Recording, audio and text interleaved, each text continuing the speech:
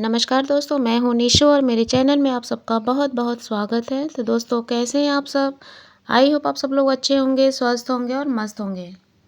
दोस्तों, आज की वीडियो में मैं बहुत ही महत्वपूर्ण जानकारी के साथ हाजिर हुई हूँ। वैसे तो मैं अपने चैनल पे इम्पॉर्टेंट जो वीडियो होती है, जो न्यूज़ होता है, वही डालती हूँ। तो आज की जानकारी में मैं आपको बताने जा रही हूँ दोस्तों कि सैनिक स्कूल में अगर बच्चों का एडमिशन आप लोग चाहते हैं तो उसके लिए कितनी फ़ीस होगी और कितनी होनी चाहिए सैलरी, और पढ़ाई का जो खर्च है सालाना वो कितना आता है। इन्हीं सब बारे में आज हम इस वीडियो के माध्यम से आपको जानकारी देंगे। तो दोस्तों, बने रहिए मेरे वीडियो के साथ। दोस्तों, सैनिक स्कूल देश के टॉप स्कूलों की लिस्ट में गिने जाते हैं, और ख़ासकर जब बात देश के टॉप सरकारी स्कूल की आती है तो सैनिक स्कूल में एडमिशन के लिए नेशनल लेवल एंट्रेंस एग्ज़ाम होता है, और जिसका नाम है AISSEE, यानी कि ऑल इंडिया सैनिक स्कूल एंट्रेंस एग्ज़ाम। दोस्तों, ये परीक्षा जो है नेशनल टेस्टिंग एजेंसी यानी कि NTA कराती है। और दोस्तों, आपको बता दें कि सैनिक स्कूल एडमिशन 2024 का जो रिज़ल्ट है वो आउट हो चुका है, और अब AISSEE ई काउंसलिंग शुरू हो रही है।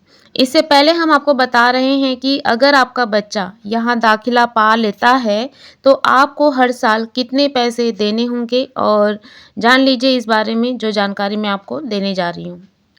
दोस्तों, सैनिक स्कूल के बारे में आपको बता दें, देश में सैनिक स्कूलों की कुल संख्या 33 है। इनका संचालन सैनिक स्कूल सोसाइटी के द्वारा किया जाता है।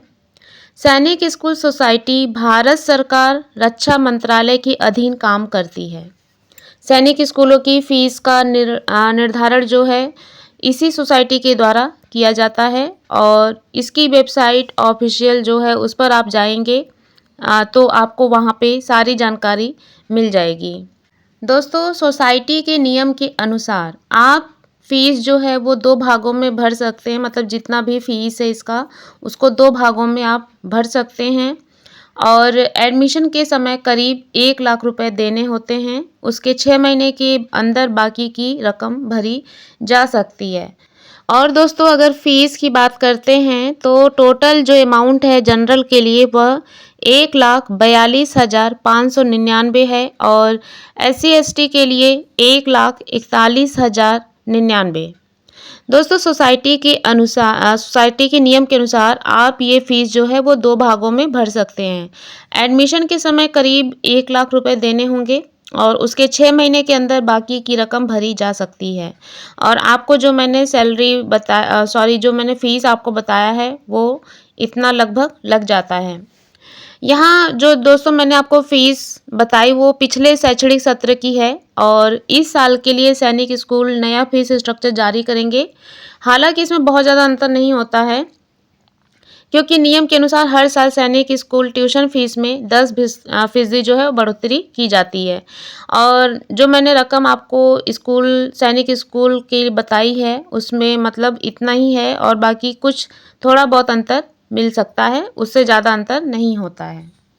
दोस्तों, आपको जानकारी के लिए बता दें, कई लोगों को मतलब कन्फ्यूज़न होता है कि जो सैनिक स्कूल है वह प्राइवेट स्कूल है या सरकारी। तो आपको बता दें कि आम नागरिकों के लिए यह सरकारी स्कूल ही है, जहां योग्य छात्रों को उनकी आय या वर्ग की पृष्ठभूमि से परे उच्च गुणवत्ता वाली शिक्षा मिलती है।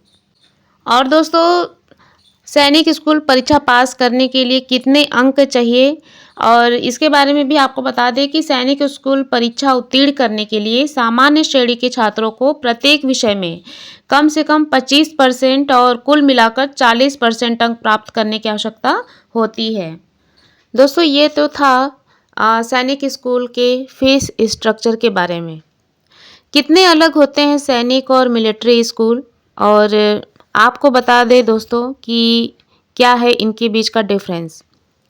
भारत के शैक्षणिक परिदृश्य में सैनिक स्कूल और मिलिट्री स्कूल का एक खास स्थान है दोस्तों।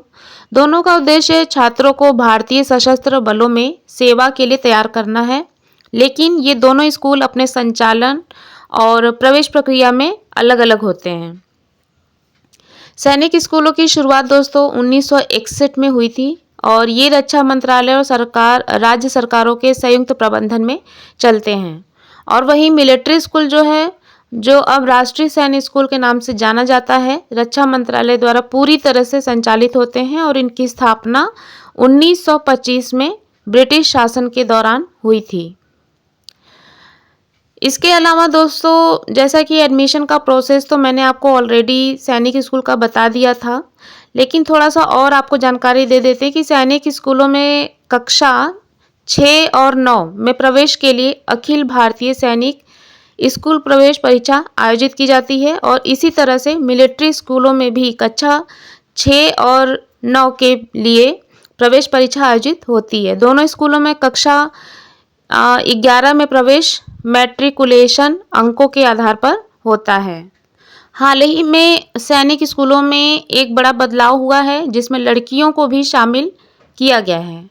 अब लड़कियां भी इन स्कूलों में सैन्य शिक्षा प्राप्त कर सकती हैं। हालांकि मिलिट्री स्कूलों में अभी भी केवल लड़कों को ही प्रवेश मिलता है। फीस संरचना का भी कुछ डिफरेंस है दोस्तों। सैनिक स्कूल और मिलिट्री स्कूलों की फीस में भी अंतर है। मिलिट्री स्कूलों में पढ़ने वाले रक्षा कर्मियों और पूर्व सैनिकों के बच्चों के लिए फीस जो है वो 12,000 रुपये से लेकर 25,000 रुपये तक होती है, जबकि नागरिकों के लिए यह फीस 51,000 रुपये हो जाती है। वहीं सैनिक स्कूलों की सालाना फीस लगभग 1,42,000 होती है, जिसमें कि ट्यूशन, भोजन और अन्य खर्च शामिल होते हैं। संस्थागत विस्तार और पहुंच क्या है? भारत में वर्तमान में 35 से अधिक सैनिक स्कूल हैं और हर राज्य में एक सैनिक स्कूल स्थापित करने की योजना है। इसके मुकाबले केवल 5 राष्ट्रीय मिलिट्री स्कूल हैं जो इनकी विशिष्टता का प्रमाण है। इन दोनों प्रकार के स्कूलों का उद्देश्य भारतीय सशस्त्र बलों के लिए योग्य और प्रशिक्षित नेता तैयार करना है। सैनिक स्कूल और मिलिट्री स्कूल दोनों ही भारत के रक्षा बलों के लिए भविष्य के नेताओं को तैयार करने में महत्वपूर्ण भूमिका निभाती है। इनकी विशिष्टताओं के बावजूद दोनों स्कूल राष्ट्रीय सेवा के लिए युवा व्यक्तियों को तैयार करने के लिए अहम है, जो भारत की सुरक्षा और मजबूती में योगदान देंगे।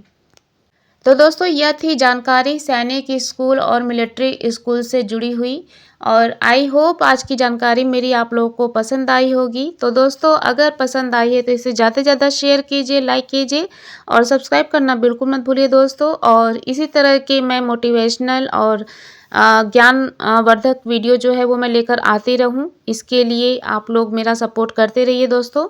मिलते हैं अपने एक नए वीडियो के साथ, तब तक के लिए बाय बाय, सी यू।